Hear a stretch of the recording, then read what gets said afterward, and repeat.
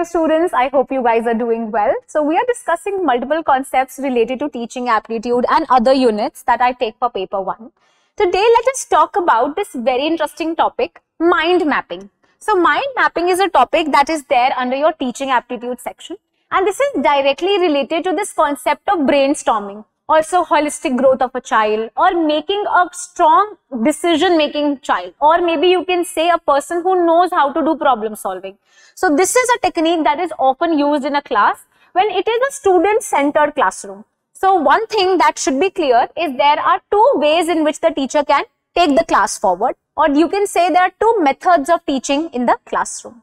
It can be either teacher-centered way or it can be student-centered. So a teacher-centered way of teaching is that teaching where everything revolves around the teacher. Teacher is the authoritarian figure in the class. She is coming to the class, she is giving you lecture, going away. While when it comes to a student-centered way, she will take as many steps as possible to make the students understand what she wants to talk about. So this non-directive type of teaching, which means when there is not one goal of a teacher but multiple goals that she has to do. Non-directive teaching. This is a term that was used in the paper this time as well. And they asked this question that who is the one who talked about non-directive teaching. So you should know that it is Carl Rogers who talked about the non-directive teaching. Also, he is someone who is saying that there should be a good relationship between a teacher and a student. And if this is so, the student will be very much motivated to learn things. So it is important that a student-centered approach is done in the class where a teacher will do anything to make the students understand the concepts. For that, the teacher will use brainstorming and mind mapping. These are important techniques that will help the teacher teach the class properly. So this picture in front of you will directly show you what mind mapping is. Here, this person is thinking about number of things. So with this mind mapping only, one more thing that is attached is the convergent thinking and the divergent thinking concepts. So what is the convergent thinking? Convergent thinking is when you know what is the particular topic. Say we are understanding teaching aptitude, so I'll stick to it. It's a very convergent type of thinking where you will only get to know about the topic that we have in hand. While if I want to expand it and want to show other things as well, if I want to correlate to the other things and make it very comprehensive and, expand the knowledge of my students, I will use what? I will use divergent type of thinking. I will combine one topic to multiple topics so that I can make my students understand these things. This is a picture of mind mapping.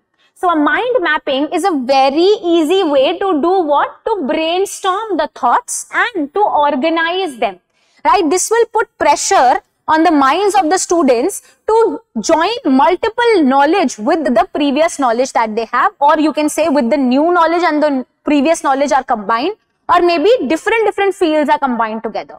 So just with one topic, they will think about other topics that they know.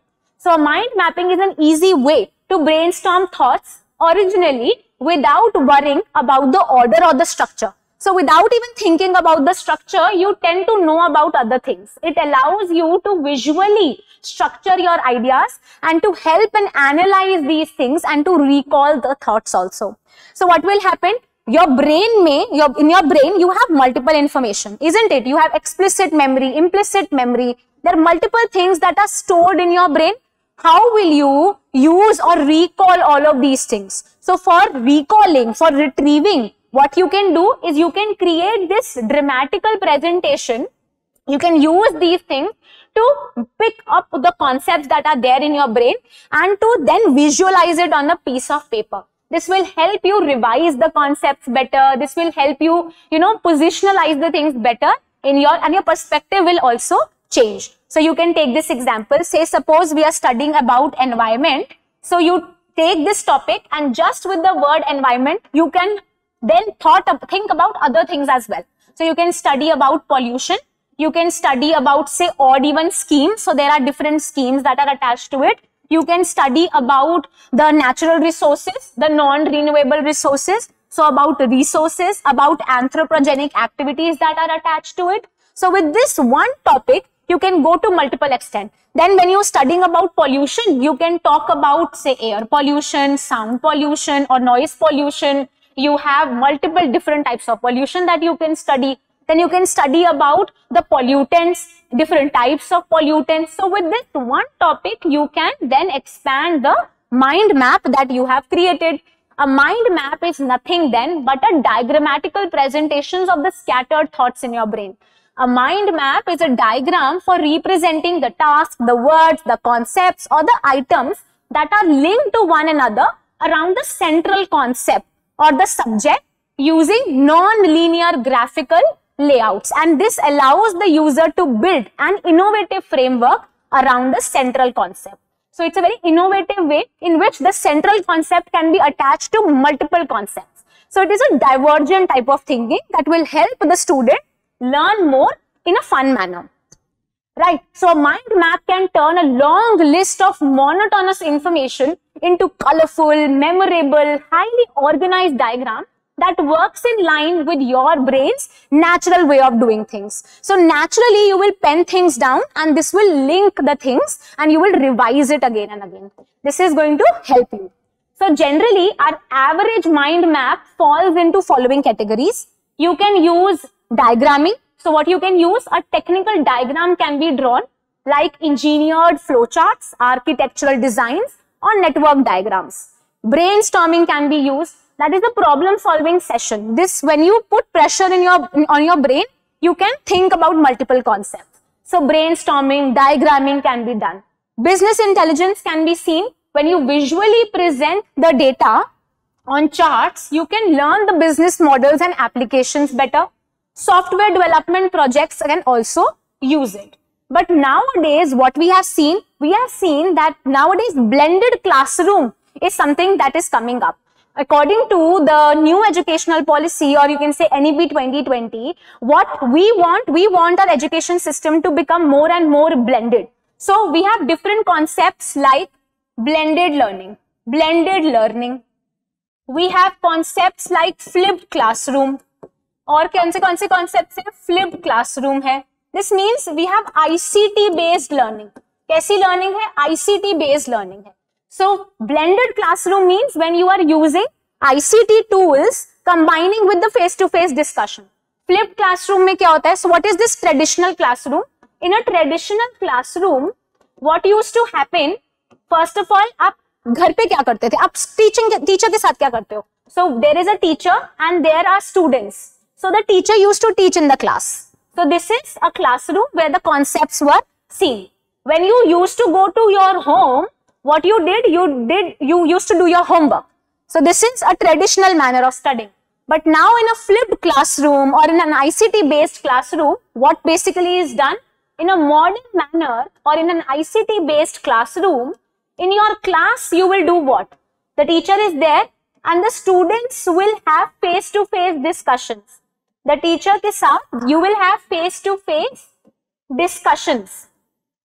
And what will happen? घर जाके आप अपने laptop में or maybe using your personal phones, anything, you can study the sessions. So here you can study. So this means the entire structure of the classroom is now flipped. Using technology, the teacher can teach you in the, can give you lectures. The teacher can give you material to study. आप घर पे जाके you can study it, and there in the class you can discuss it with the teacher. That is a face-to-face discussion. So this is the blended classroom, a flipped classroom. And then ICT based classroom के अंदर teacher is nowadays using multiple LMS, learning management system, or the teacher is using multiple tools to teach the class. So there are multiple tools that the teacher can use to create mind maps also. So in your exam nowadays, they are asking questions where they will ask you straightforwardly. So Mr. Rajesh is preparing certain slides for the class. He wants to teach, say, pollution. Which app can he use to create a mind map? So you have to answer the following. You have to look at the options and you have to pick the app that is related to creation of the mind map. So with this, you will understand, right, कि किस तरीके से कौन से tool से the teacher can teach in the class using ICT. So with, in front of you are certain tools or certain apps that the teacher can use to create what? Mind maps.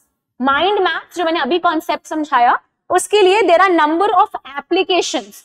or softwares that the teacher can use. First is ClickUp. ClickUp is one of the highest rating productivity tool and mind mapping tool that is used to produce it is used by small and large companies as well as by teachers to create mind maps, right? This is how in-house mind mapping can be done, and this will make the rote learning performance easy. बहुत ज़्यादा rote learning नहीं करनी पड़ेगी. This will make the task of the students easy. Then we have XMind.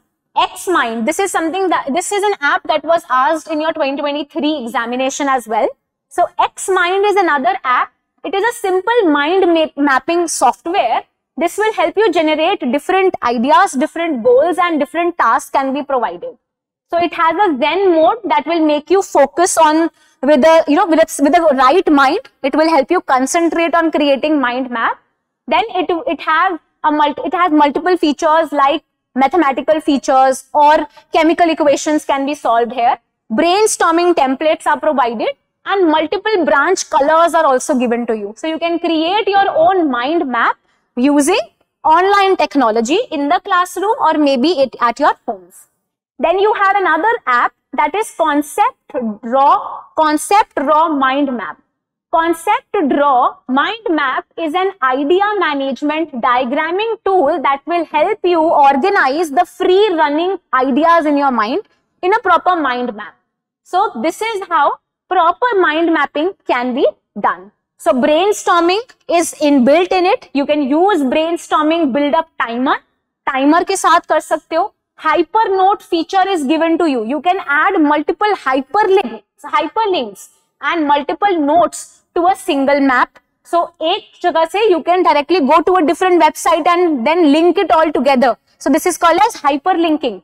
Mind map is actually giving you this editing tool for using different colors, different graphics. You can insert pictures and icons in your mind map as well.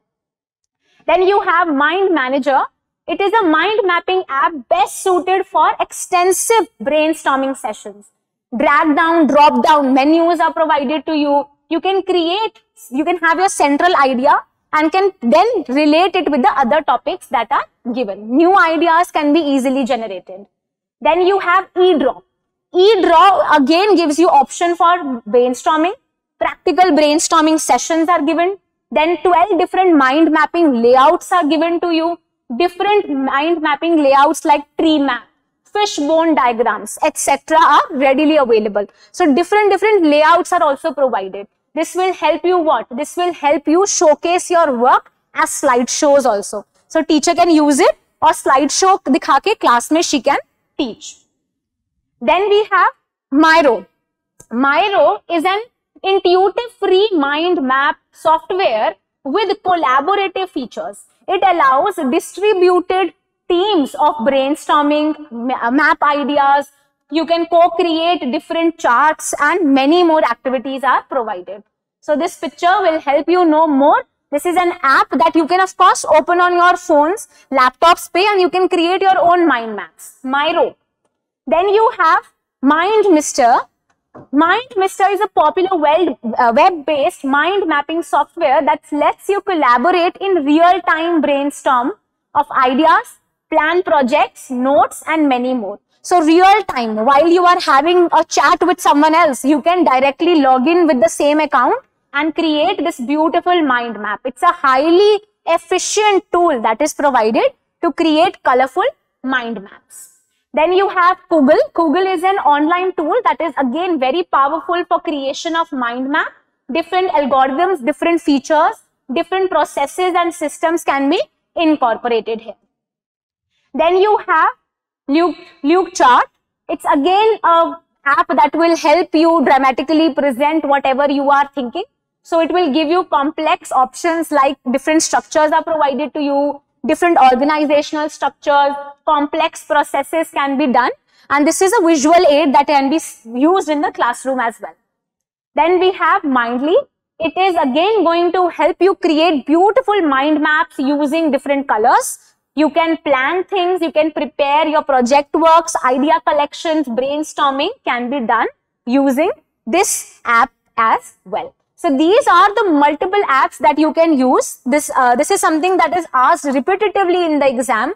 While using mind map, you can help your, you can just create a way in which you can remember a lot of information altogether. This is a brainstorming technique that is used by the teacher in the class, and a child can also use themselves. So knowing these apps, using ICT in the class can help the teacher teach better, and the student will learn things better as well. So I hope you understood this concept. If you still have any doubt, you can ask me that in the comment section and I'll surely reply to you. Thank you.